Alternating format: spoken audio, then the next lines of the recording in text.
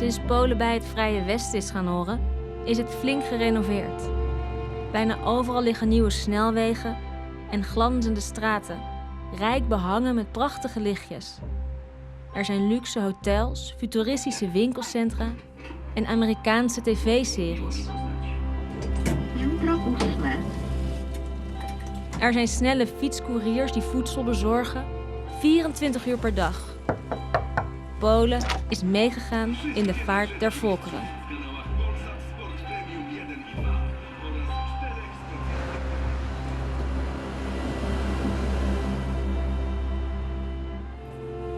Behalve in het Silesische Wałbrzych.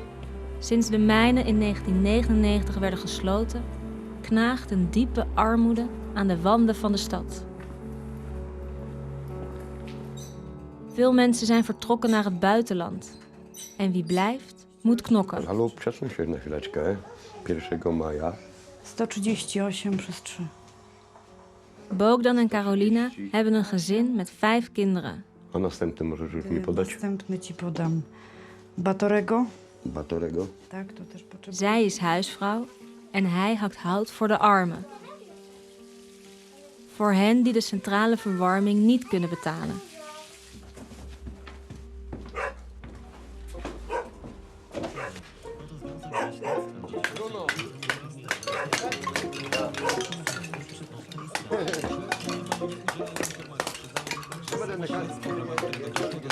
Nie dotyczy grupy lotów.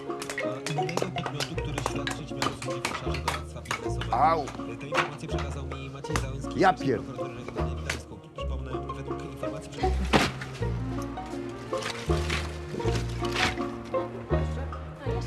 Wszystko. To wszystko? Bo jakie ludzie chcą drewno? Czy oni mają, bo wtedy nie mają pieniędzy na ogrzewanie? Bo część Wałbrzycha ma piece. Nie ma gazowego ogrzewania. Nie ma ogrzewania od państwa. Bo jest za dużo kosztuje. Bo za dużo kosztuje. Nie mają na tyle pieniążków, żeby sobie zrobić po prostu, nie? To praktycznie połowa Wałbrzycha ma piece, nie? Że nie mają gazowego, nie mają tam innego ogrzewania, nie mają na jakieś paliwo czy coś, tylko trzeba palić.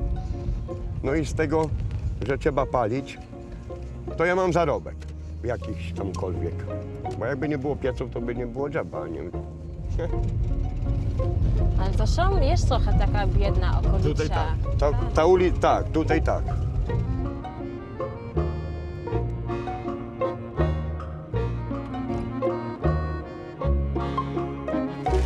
Tylko filmów w Polsce nie będzie weź. Jeszcze 2. Ja mam. A ile jest? Jest. Dzięki. Dzięki, pa, na razie.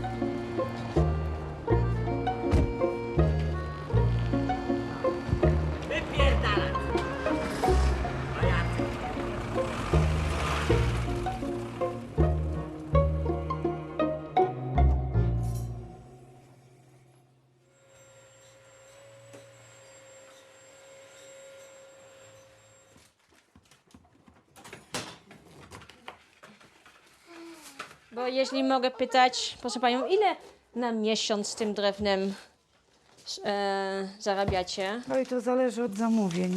Znaczy nie ma tak dużo, jest do 30-40 zamówień, no to już jest tak na dzień, ale to nie jest codziennie. Ale na miesiąc ile to wtedy będzie?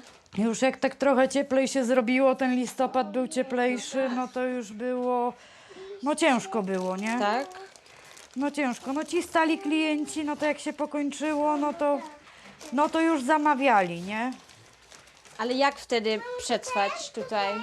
No jeszcze zasiłki rodzinne są na te 500 plus mamy tu jeszcze i to tak. Ten 500 plus? Tak, na zasiłek na te dzieci po 500 zł, nie? Aha. Na czwórkę, no to jest Bo ile wtedy dostajecie? 2000 2000 na miesiąc. na miesiąc. Te 2000 to jest tak, myślę, te same zarobki tak jak w fabryce tutaj ludzie zarabiają. Znaczy teraz te zarobki w tych No teraz te zarobki. Co? Zaraz ci da, masz tu proszę. Tłucz Bo sobie. teraz te zarobki. No te zarobki tak są tutaj Ukraińcy są u nas i po prostu... Ukraińcy, co to tak, znaczy? I tutaj zamieszkali w Polsce i oni się przyjmują za najniższą stawkę, tam po 10 zł na godzinę, a Polak nie będzie za 10 zł pracował, nie?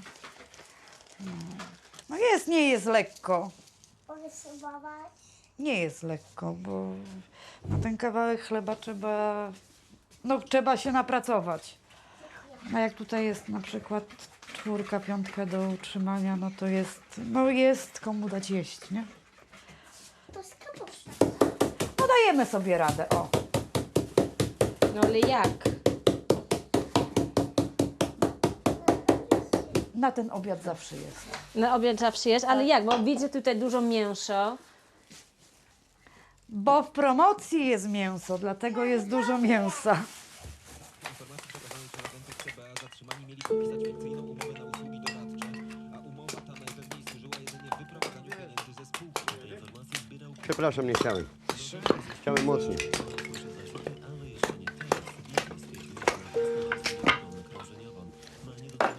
No. Ale by dygnął mi, Cześć, Luczko.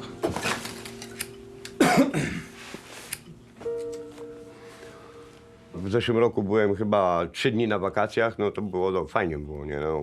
Przez 5 lat 3 dni byłem na wakacjach. No zaoszczędziłem trochę grosza, także na 3 dni mi starczyło.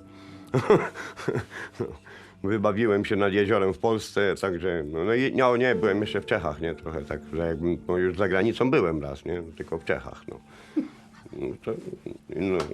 Poza tym to wiesz, myślę, że teraz jak się rozkręcimy z tą rozpałką, to pojedziemy gdzieś trochę dalej, do Niemiec. I tyle będzie. Damy radę. I nasze życie się skończy. Nie no, jeszcze trochę przed nami. Nie? No, nie wiadomo. Małe dzieci jeszcze. No jeszcze trzeba dzieci wychować, o to chodzi. No. Się cieszyli, że komuna padła, tak? No, bo była niedobra, bo nie było co jeść na przykład, bo były kartki, bo było to... Padła komuna, no mamy co jeść, jest wszystko w sklepie, tylko niczego nie ma geld, nie ma pieniędzy. No i taką mamy wolność, no. Jest wolność, a nie można zarobić tyle, ile by człowiek chciał. No i trudno. Tak jak jest, tak jest, no. Jedź, bo ciebie nagrywają. A przecież mało mamy. Coś zrobić? No, umyte rączki. No masz umyte rączki. No tutaj wszyscy uciekają z tym za granicę. Jakby była nawet możliwość, to jakbym miała taką możliwość wyjechać stąd, to z miłą chęcią bym się spakowała. Nawet nie musiałabym się pakować. Tak jak stoję z nimi, tak bym wyjechała. Co? Nadmuchane?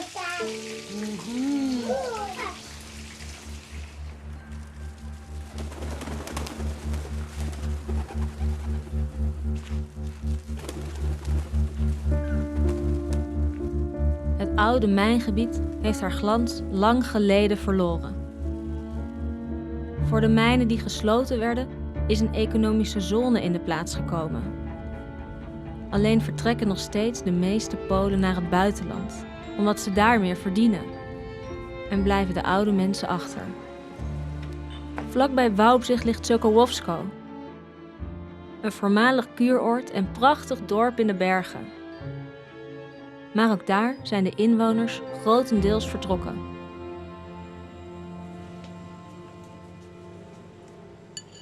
Tak chciałeś. Ale puszkę. Chyba. To puszkę ci mogę dać.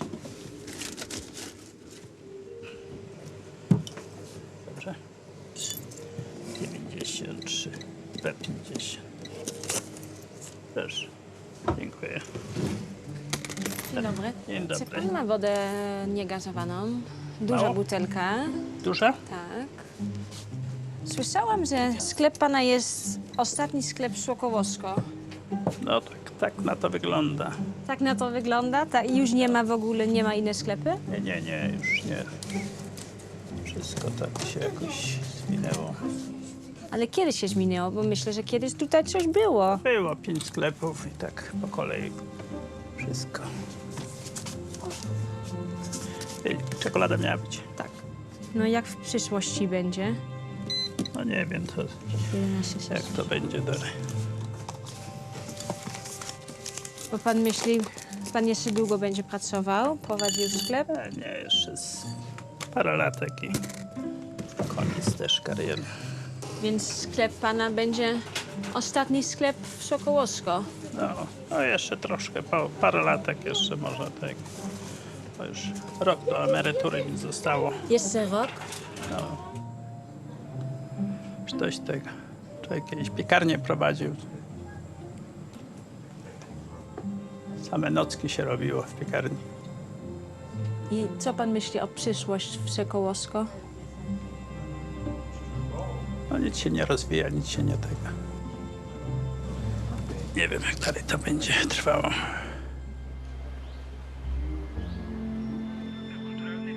Co pan na herbatę dla mnie?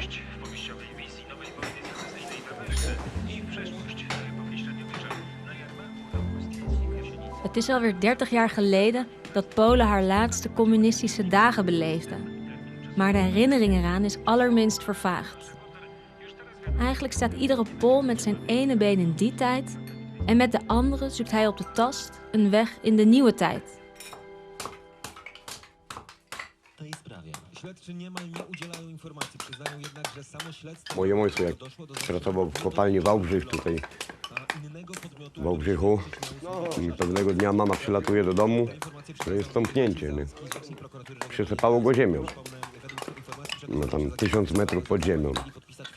No, leżeli tam, nie wiem, iluś tam 3 czy 4 ich było, leżeli tam przez 7 dni. 7 dnia to już jedli drewno, pili swój mocz. No nie było żadnego ratunku, żeby ich wydostać stamtąd. Nie mogli się doczekać po prostu. Świadomie umierali, nie? No ale ratownicy się przewiercili, no i powydostawali ich z tej kopalni, nie? Wiadomo, szpital, wiadomo, jakieś tam kuracja. No i ojciec po wyjściu ze szpitala już więcej nie wrócił do kopalni, tylko mówił, żebym ja szedł do pracy. Ja mu tam powiedziałem krótko, że nie ma fieranek, nie ma okien, Zwariował. nie będę pracował, nie. No i później poszedł do pracy na wioskę, no, tam kupił sobie kawałek ziemi, konia, no i zrobił sobie taką zabawę, no. Sprawę komentuje też rzecznik marszałka województwa, który uważa, że wcale nie jest tak źle.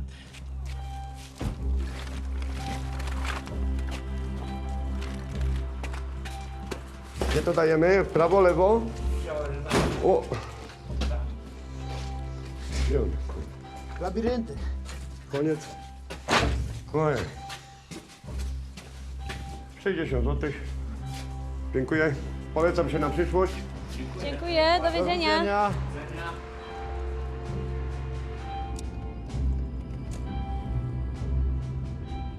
Słyszałam, że tu jest taka strefa ekonomiczna. Ale Jest. co to znaczy? To są zakłady. Tam jest Toyota.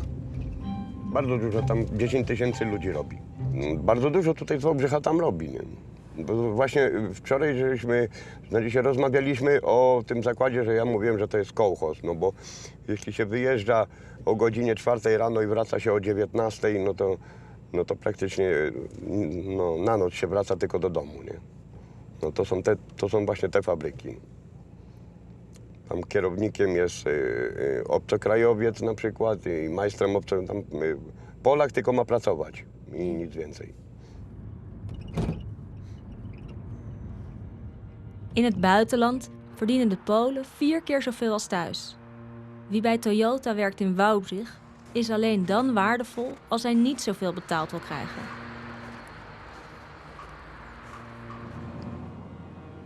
Victor is een trouwe Toyota-werknemer. En in ruil daarvoor heeft hij een geweldig snelle motor en een huis.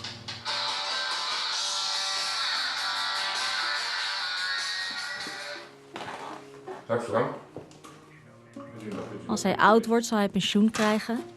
En als hij ziek wordt is hij verzekerd. Hij verdient dan misschien niet veel, maar zijn kinderen zijn groot. En dus is het meer dan genoeg. u siebie. Ale Paweł, jaką maszynę masz? Mój Boże, ile waży? 200 kilo gdzieś, no. 200? No. To ty jeździłaś kiedyś motorem? Nie. Jako pasażer? Nie, mówię jako ty. Jako pasażer też nie. Marzysz jeździć Nie, motocyklet? nigdy nie jeździłam. Ale to, Wtedy... Powiem ci, ja mam taką koleżankę filigranowa, ona jeździ z czymś takim podobnym nawet, nie? To No, kwestia, chciałabym. słuchaj, jak to jedzie, to już się trzyma drogi, to nie o to chodzi utrzymać. Usiądź sobie i zobacz, że go utrzymasz. Przełóż nogę przez siedzenie i utrzymasz go spokojnie. Znaczy, no, nogę postaw na ziemi, tak jakby Tutaj się na nie... ziemi, O. ale nie Na wiem, czy palcach. dojdę. Aha, Zobacz, no tak. że w sumie to nie jest ciężkie, co nie? Jak się jedzie już. Czekaj. A jeszcze gdyby był trochę niższy motocykl, jakaś tam 600 czy 500, to by spokojnie mogła sobie Nie go boisz utrzymać. się teraz, Paweł? To twój skarb jest. I jesteście najbogatsi chłopaki w mieście? Nie, w Polsce. Jesteśmy najbogatsi w Polsce. Ale tutaj, stąd, Nie. Nie. Mi się wydaje, że tak. Jak masz pieniądze dla Ducati, Znaczy, taki... kwestia teraz tak, czy bogactwo to tylko pieniądze? Nie, to też jeszcze jest inne rzeczy. Spokój, zadowolenie i to wszystko, co nie? To jest też bogactwo.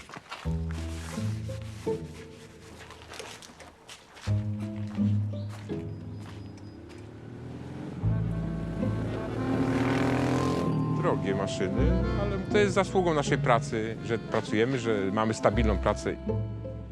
Nie musimy szukać tułać po świecie.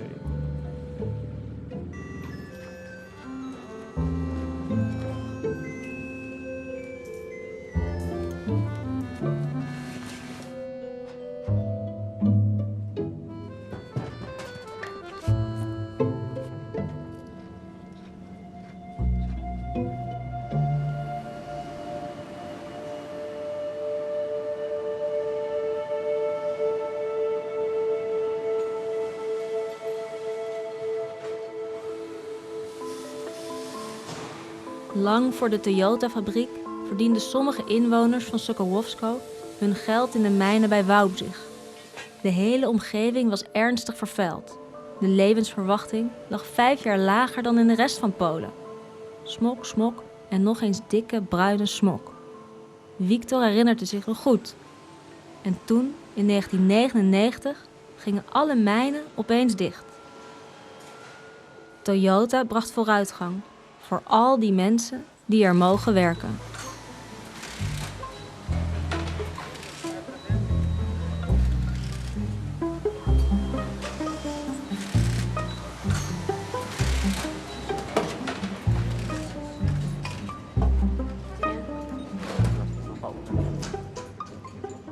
De staat zorgt niet altijd even goed voor zijn mensen. Toyota doet dat wel. Welzijn staat bij hen hoog in het vaandel. Veiligheid en rust. Alles wat je nodig hebt in een wereld die zo snel verandert. Die belofte van veiligheid betekent dus ook macht over mensen. Want Toyota is meer dan werk. Het is deel van je identiteit. Cześć. Dobry wybór. Dobry wybór, tak. A ja zawsze biorę makarony ziemniaków. W sumie nie Zawsze jadam. bierzesz makarony Makarony ziemniaków? albo ryże. Ale ile lat tu już pracujesz w firmie? Od 2004 roku to 14 lat. No to sporo. I byłeś szczęśliwy, kiedy Toyota się tutaj przyprowadziła? Tak się dała pracę. No tak. No tak, wszystkim dała pracę wielu ludziom, bo przecież rynek taki Wałbrzycha duży. Nie wiem, czy jest możliwość, ale jeśli Toyota się przeprowadzi gdzieś indziej, To jest za duży koncern, żeby się przeprowadzał. Za dużo zainwestowane tutaj jest. Tak myślę ja, co nie? ale w końcu też myślę, że Toyota tutaj ma firmę, to jest, bo polska robota jest tańsza niż na przykład w Niemczech albo w Japonii. No w takim kraju żyje i tak jest. Że tak po prostu się ułożyły losy Polski, że tak się dzieje, no to już tego nie zmienimy, co nie? Chciałbym też zarabiać jak na przykład Niemiec, Anglik czy ktoś. W tych relacjach żyć, tylko no, żyję tutaj, co nie? Ale zawsze wtedy będzie ryzyk, że na Ukrainie jest taniej niż w Polsce. Będzie taki. I firmy myślą o pieniądze w końcu. No tak, no biznes to jest biznes.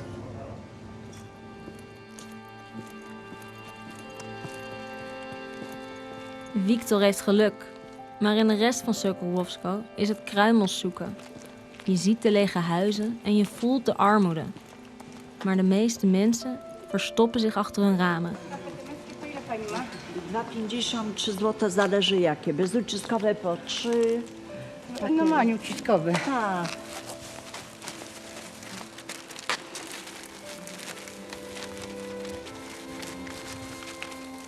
Proszę bardzo. Dwie dychy. O, dzięki. Ja za panią polowałam, bo chciałam te skarpetki. A ja tu tak raz w miesiącu przyjeżdżam, nie? Tak? Bo tu, sama pani wie jak tu jest, ludzi nie ma, nie? Nie ma, wszystko powyjeżdżało. Pusto się zrobiło. No, oczywiście. Żeby nie turyści, to by to całkiem było. No, to prawda. Do widzenia. Do widzenia.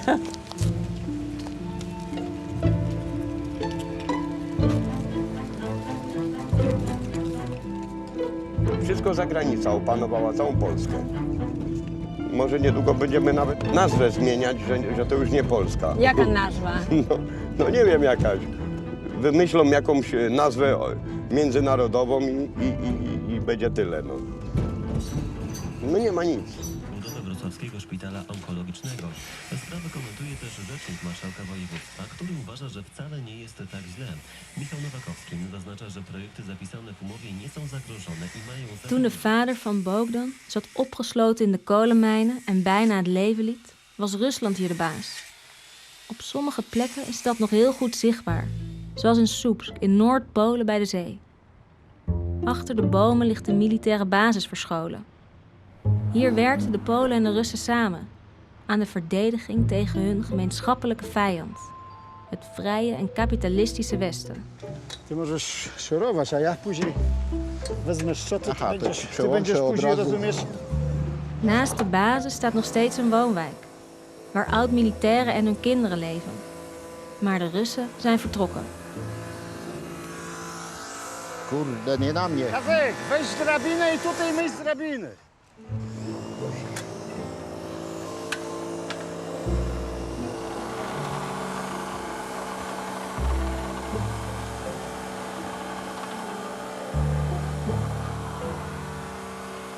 Dzień dobry.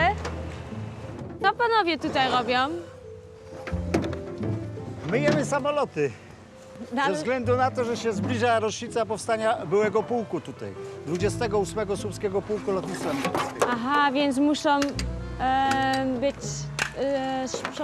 sprzątane To i... znaczy, żeby to było ładnie wyglądało, No tak, żeby ładnie. można było czcić pamięć o tym pułku, to trzeba dbać i o samoloty, które są w takim małym mini muzeum naszym.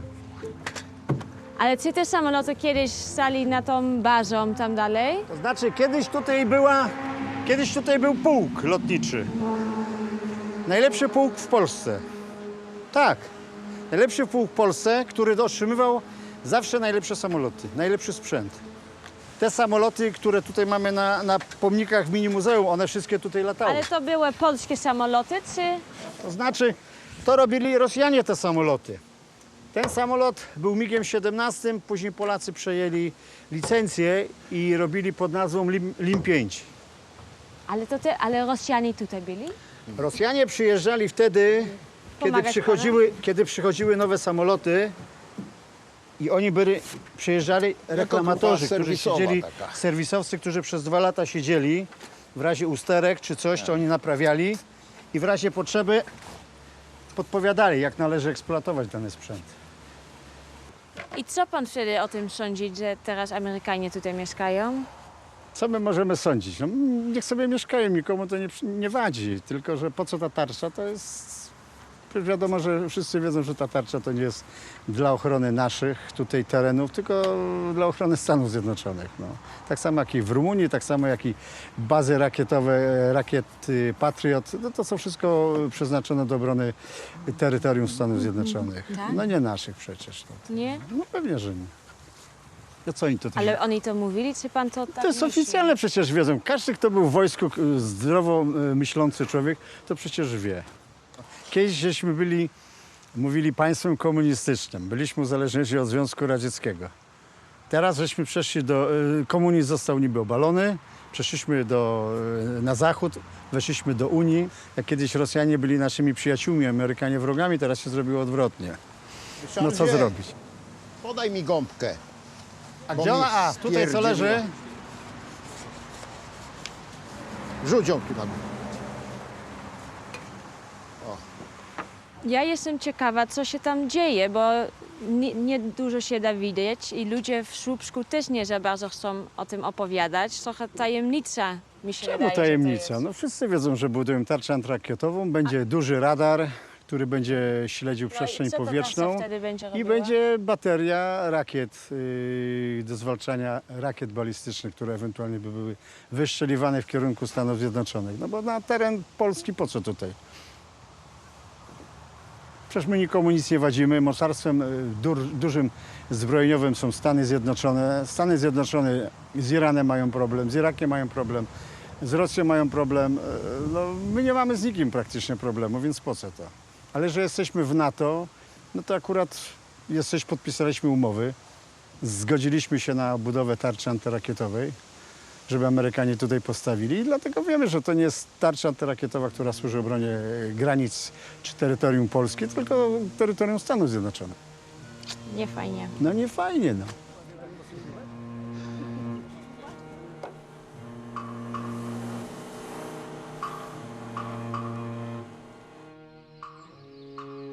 Wie verdedigt Polen als het nodig is? En is de angst om niet beschermd te zijn de reden dat zoveel jonge Polen zo patriotisch zijn? Ładuj! Ognia!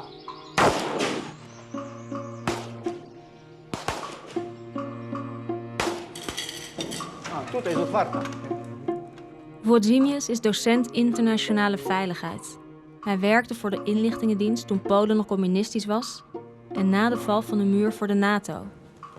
Hij was zijdelings betrokken bij de overeenkomst voor het Amerikaanse raketschild, maar zet er nu zijn vraagtekens bij. Polen heeft haar huid duur verkocht aan haar bondgenoot. To jest Polska, tak? Schematycznie. Federacja Rosyjska, Królewiec, tutaj, Białoruś, Niemcy, tak? I teraz jesteśmy mniej więcej tutaj w tym miejscu Polski. Tak, jeżeli jakakolwiek rakieta by to leciała z obojętnego kierunku, tak? To ten system rakietowy, antyrakietowy tutaj ma zastrzelić ten pocisk, który leci nad polskim terytorium. Czyli inaczej mówiąc, uznajemy, że strzelamy sobie pocisk nad własną głową. Logiczne czy nie? Nie. Czyli Iran, Irak. I teraz, jeżeli te rakiety są strzelane z tych terytoriów, to one będą leciały nad Europą. Ich celem co będzie? Co będzie ich celem? Stany Zjednoczone. Więc Polska jest bohaterem NATO. Powiedzmy sobie, tak? Dus dat je eigen land hard geraakt kan worden, dat is de prijs die je betaalt als je de goede vriend wil zijn van Amerika. Maar in plaats van dat het de Polen een veilig gevoel geeft, voelt het onheimisch.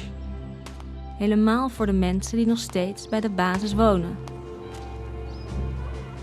Świętej pamięci wujek Wiatrowicz. Cały czas latał na tym samolocie, bo do innych się nie mieścił.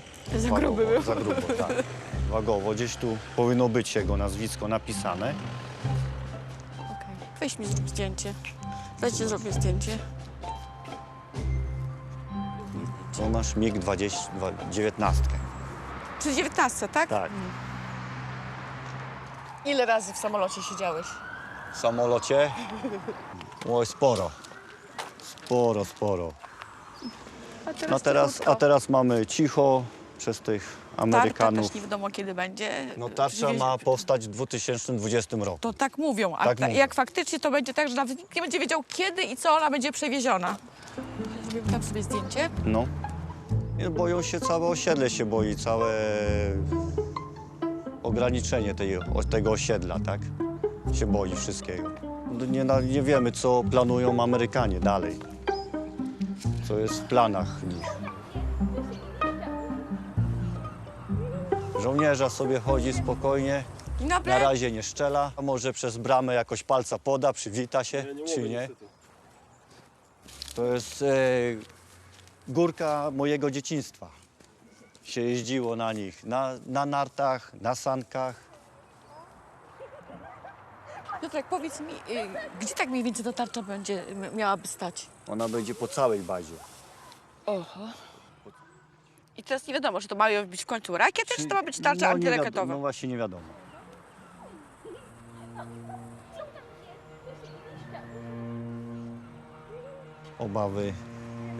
Obawy mam przez tą tarczę, że Putin może nas zaatakować, bo jesteśmy na pierwszym ostrzale, na ostrzał pierwszy. Ale to przecież to jest aż strach pomyśleć, co tu by się działo.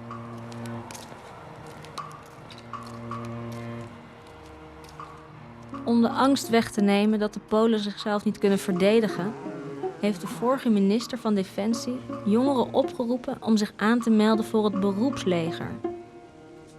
Włodzimierz vond dit eigenaardige en ook gevaarlijke politiek. Hij hield er een lezing over en kon vertrekken. Formalnie to jest tak, że nie zostałem formalnie zwolniony, tylko formalnie mi nie przedłużono umowy. Ale dyrektor w szkole mówił, dlaczego to było? Nie mówił, dlaczego to było. Znaczy mówił, że on widzi mnie jako bardzo dobrego pracownika, dobrego wykładowcę i chętnie ze mną podjął współpracę, ale z uwagi na nową politykę uczelni umowy nie podpisze. I pan to uwierzy? Znaczy nie wiem, czy on sam w to wierzył. Bo co był prawdziwy powód? Znaczy podejrzewam, że prawdziwy powód było wygłoszone przeze mnie istotnie krytyczne uwagi do programu, który nazywa się Nowa Koncepcja Obronna Rzeczypospolitej Polskiej. I jak wygląda ta nowa koncepcja? W tejże koncepcji wskazano, że istotnym elementem obronnym państwa będzie nowy rodzaj sił zbrojnych pod nazwą Wojska Obrony Terytorialnej. W związku z utworzenie nowego rodzaju sił zbrojnych, który jest konkurencyjny do istniejących sił zbrojnych, jest co najmniej dziwny. Ale ta nowa siła, kto wtedy te żołnierze będą? Te nowe siły zbrojne tworzone z wojsk ochotniczych. No tacy na przykład, jak na takim, pani pokaże, tutaj takim ciekawym zdjęciu, które propaguje tego typu zachowania, na przykład, że aby młodzież zgłaszała się do tego typu formacji, między innymi promując... I minister takie zdjęcie pokaże, żeby nastolatki muszą się zgłosić?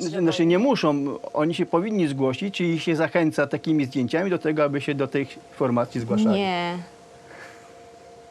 Tak? Ale tak. To na serio? Tak na serio. Powstań! Prawo zwrot! To minister obrony narodowej jedyny rodzaj sił zbrojnych podporządkował sobie osobiście. Jak siły zbrojne są podporządkowane dowódcy, to ten rodzaj jest podporządkowany ministrowi. Rozładuj broń! Minister obrony narodowej, osobiście. Aktualnie rzecz biorąc, na dzień dzisiejszy, z tego co ja wiem, to jest około 5-6 tysięcy.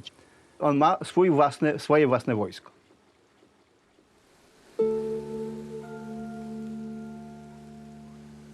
Cały problem polega na tym z populizmu. Ja uznaję, że jedyną formą walki jest uświadamianie ludziom tego, co się w Polsce dzieje. Ale pan teraz już nie może uświadomić ludzi, bo pan został zwolniony.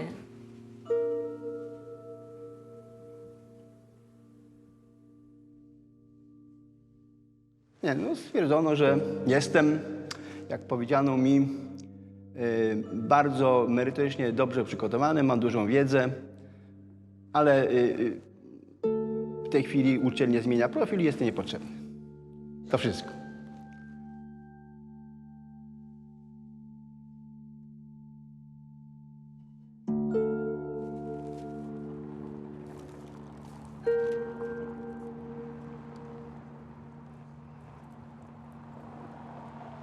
Het verhaal van docent Wojciech geeft mij een ongemakkelijk gevoel. Een minister met een eigen leger? Waar zou hij dat voor in moeten zetten? En is het niet een beetje ver gezocht?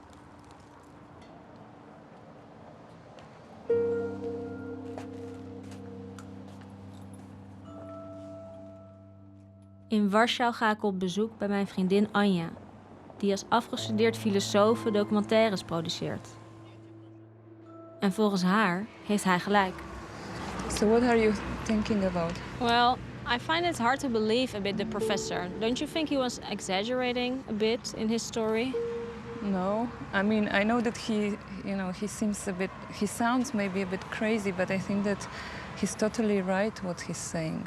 You know, it's like I'm not a historian, but I discuss with all of my friends that actually what's going on in Poland right now, it reminds us so much of what happened in the 30s.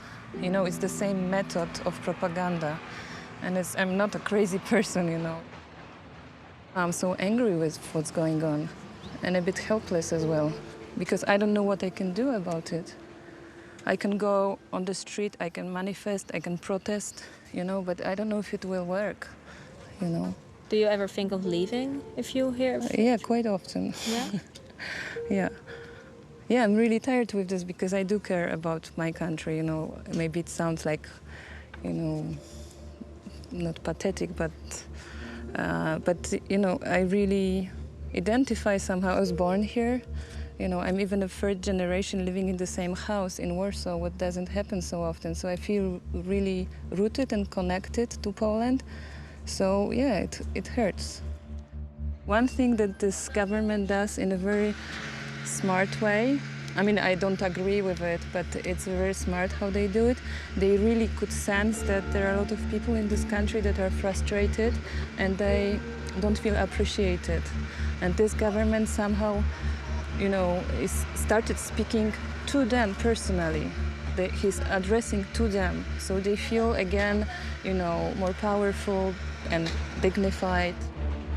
They will feel better and they will vote for this government.